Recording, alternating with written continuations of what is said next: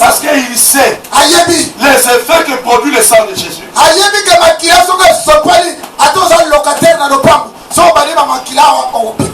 Il va pas aimer cela.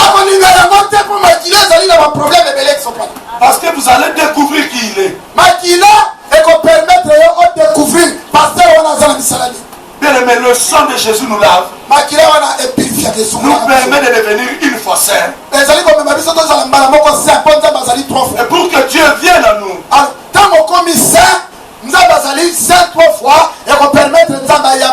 En cela, quand nous devenons saints, la gloire de Dieu apparaît dans notre vie. Maintenant, les dons spirituels vont agir.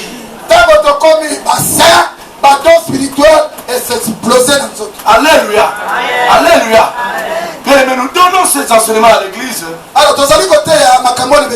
Pour que le peuple de Dieu aille de l'avant. Pour que le peuple de Dieu soit béni.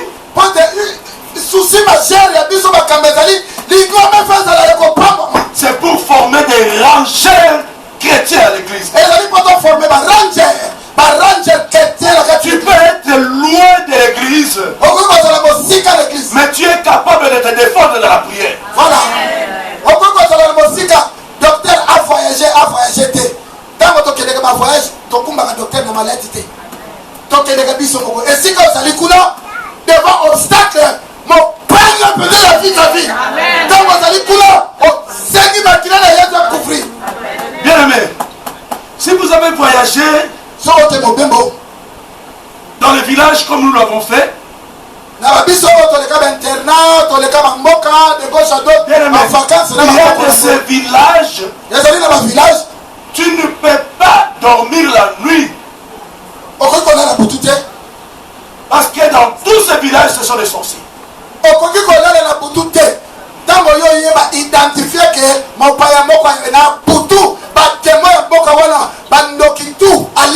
Bien aimé, tous les villages sont sorciers. Personne n'est épargné. Même l'enfant qui est dans les mains comme ça. Même l'enfant qui est dans les ventres. L'enfant sort déjà. Il est encore dans les ventres. Mais il sort déjà, il est déjà sorcier. Il a été initié comme Dieu nous initie dans les ventres de la mère. Et dans ce village aussi, tous les enfants sont initiés dans les ventres de la mère. Alors, la bamboka wana mwana zali nano na libumu bayebi kombo na ye pe mwana na butu abimaka na libumu afole akia sali makambo menene après asombi lokola mwana popi. Bien aimé, la nuit na butu vous n'avez pas encore vu des moustiques. Nano mwana mbungi te wana bengaka mbungi. Alléluia. Amen. On nous a envoyé des moustiques, bien aimés. Na beta bino lisolo wana to comme na mboka moko po ba yamba biso soyez les bienvenus. Les bienvenus dans Bangungi, Yandenga, on a pour tout mobile. Vous ne dormez pas. Bien aimé, vous voyez des moustiques. Tu as les cinglés, un t-shirt, une chemise, et la couverture. La moustique te pique au dos. Mais la moustique avec la couverture, le t-shirt, la chemise, et les cinglés, et les bouilles, t'arrives jusque sur le corps. Mais frère, c'est ça, il faut comme tonga ya mugi wana, mugi ana tonga mukuse. Wanza ko prolonger, ko tobola nyonso tout là, et ça mugi normalité. Alléluia. Mais dans ce moment-là, qu'est-ce que tu dois faire? Alors, na yamo siko ko sala. Descends dans tous les villages. Alors, na yamo, et sengali siko, et kaka mosala na nzambe. Il faut bailler batake mosala. Fais des prières. Alors, ton yati fais des prières. Alléluia. Toi qui n'arrives pas à prier de 6h à 5h du matin. Yo ko kakate de 6h à 7h du matin. Quand on commence à 1h du matin, déjà tu commences à dormir. Yo on se kaka to pandi kaka na 1h déjà. Bien aimé. C'est nous 6h. Seigneur, j'invoque le sang. Alléluia. Pourquoi nous disons que j'injecte le sang dans un rayon de circonférence de 1 km de ce lieu? Alléluia.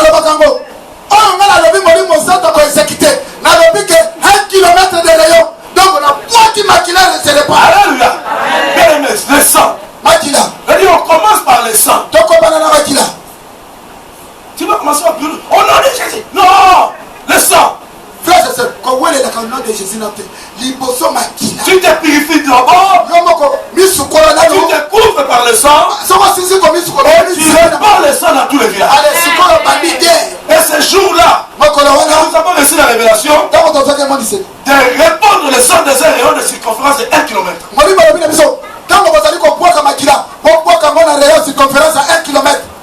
Et nous avons commencé à répandre le sang dans les espaces aériens. Alléluia. Bien aimé, tous les villages sont sortis.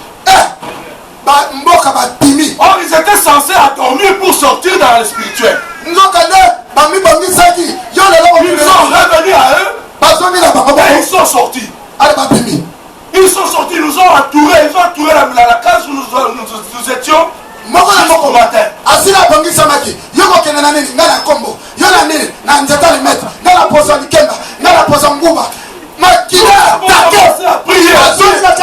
Jusqu'au matin. Ils attendaient quoi?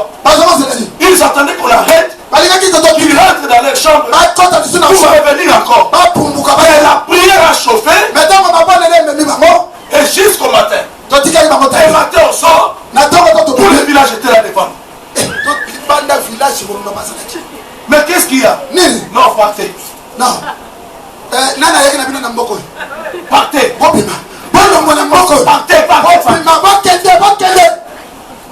On nous a chassés comme ça, sans négociation. Chef du village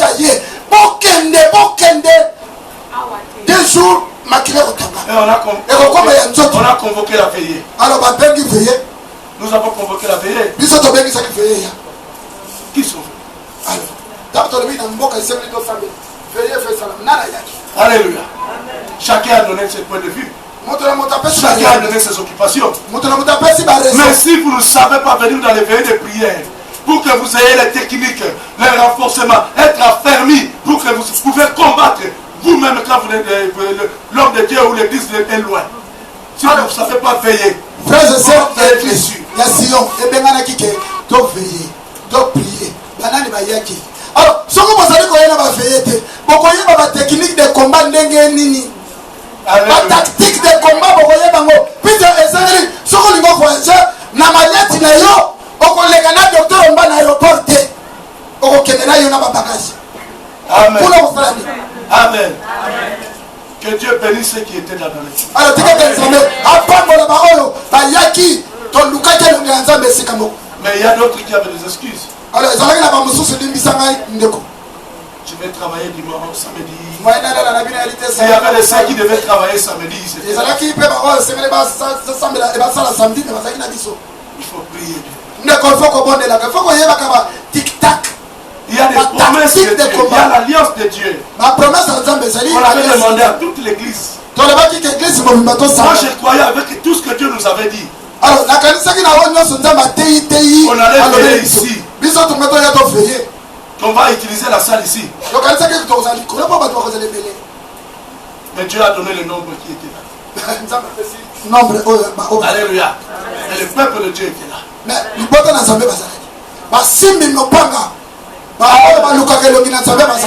nous avons la victoire qui est par le sang de Jésus. Alléluia. Amen, amen. Le sang nous donne la victoire. Nous terminons le dernier verset, Apocalypse 12, 11.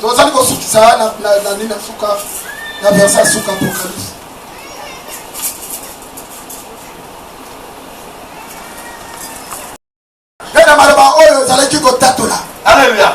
Bien aimé, le sacrifice de Jésus nous permet avec la cause du sang. Nous avons la victoire que par le sang de Jésus. En cela, bien aimé, l'Apocalypse nous ramène encore. Nous ramène dans Genèse. Apocalypse, beaucoup ya souka. Oh, c'est Genèse qui nous ramène à l'Apocalypse. Par contre, Genèse l'Apocalypse nous ramène à Genèse. Alors, pour dire, Dieu a dit, je mettrai une inimitié entre kotia bokabwani kati na yo na nyoka. Il te montrera les talons Ya koswa yo na talon qui écrasera sa tête. Tama koswa yo konyata ye na mutu na ye. Alléluia. Alléluia. Dieu a donné des possibilités. Nzambe apesa ki banzela mibale. Le serpent va te mordre. Nyoka koswa yo, oui c'est vrai. Et toi tu vas écraser sa tête. Tama ya yo konyata ye. Jésus-Christ se dira, Yesu alobi ils ont vaincu balongaki à cause du sang de l'agneau. na nzela ya Et makila la na mort de mona de leur bouche. pona oyo tatola na Le miloko. Seigneur Or Yesu a fermé nos talons alors azali pour kolendisa balongo écraser la tête du serpent. po ete onyata mutu ya nyoko panza ye. La Bible dit que les serpents c'était un animal rusé. Alors Bible alobi ke nyoka azali nyoka nyama oyo azali très risé. Alléluia. Et c'est un animal aussi très rapide. Azali nyama oyo kimaka mpe kobomba mandoki. Les serpents ne mordent pas facilement. Nyoka soka Ne mordent pas facilement. Ne mordent pas. nyoka aswaka facilement pa moto. Les serpents, quand ils voient une personne, doivent fuir. Alors ya liboso na nguya ya molimo ozaka na moto soko nyoka moni Quand efaki une personne est mordue par le serpent, soki moto nyoka suye parce que tu ne savais pas po ete oyebaki que le serpent était là, ke nyoka ezalaki wana tu veux le piétiner, onyataki ye. à ce moment-là, il te mord. Wana areagi Il se défend. ase défendre Nous sommes appelés biso tobengami à écraser la tête du serpent. ya konyata mutu na nyoka. Alléluia. Alléluia.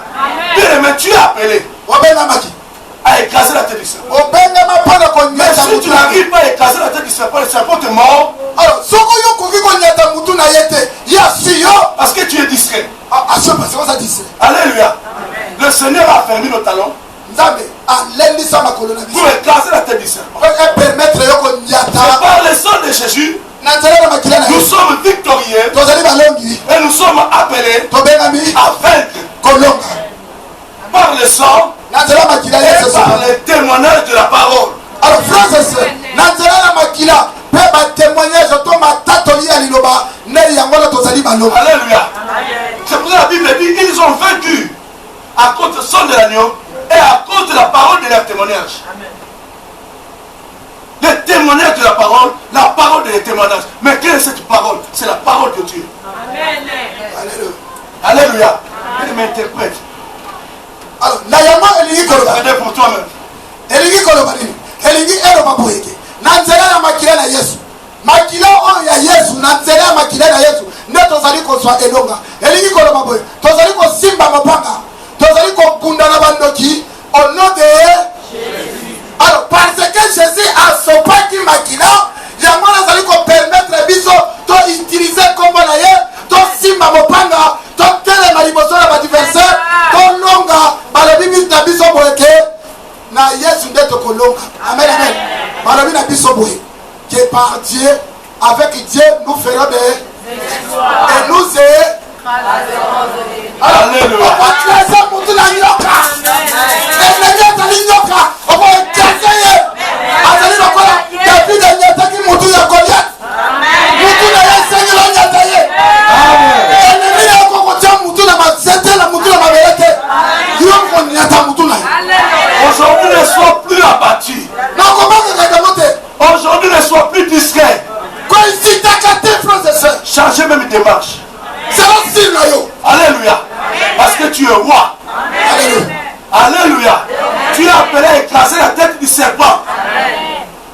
obengami mpona konyata mutu na nyoka. Si les serpents ne faisaient que te mordre tout le temps, aujourd'hui, le Seigneur a fermé tes talons pour écraser la tête du serpent. Frères et sœurs, Bible elobi mon peuple périt par manque de connaissance.